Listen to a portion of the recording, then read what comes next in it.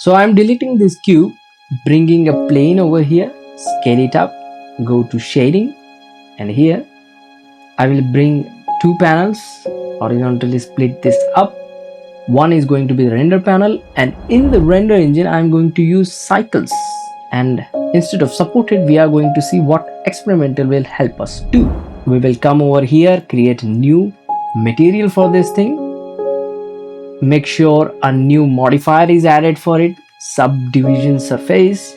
And what this thing is useful for is, if I activate experimental, look what happens over here. That is allowing adaptive subdivision.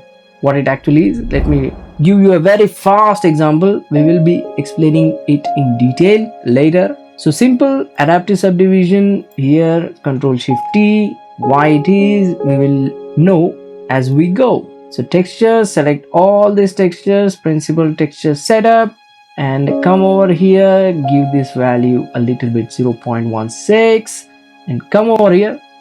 Nothing seems to have happened.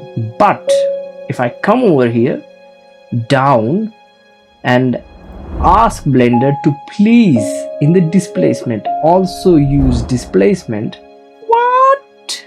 It's as if there is surface details out of nowhere.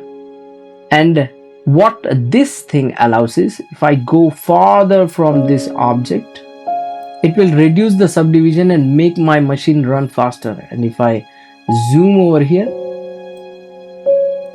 you can see it's lagging, but it's giving more divisions over this area rather than those areas. So that is being handled by adaptive subdivision.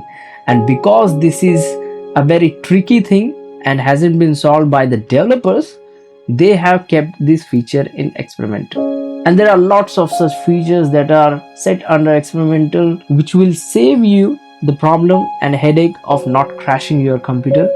Such sacred knowledge can only be achieved if you dare and care to leave your cave. Or for that matter, just look at blenderjob.com. Oh God, he just started with marketing once again. What's the problem with the guy?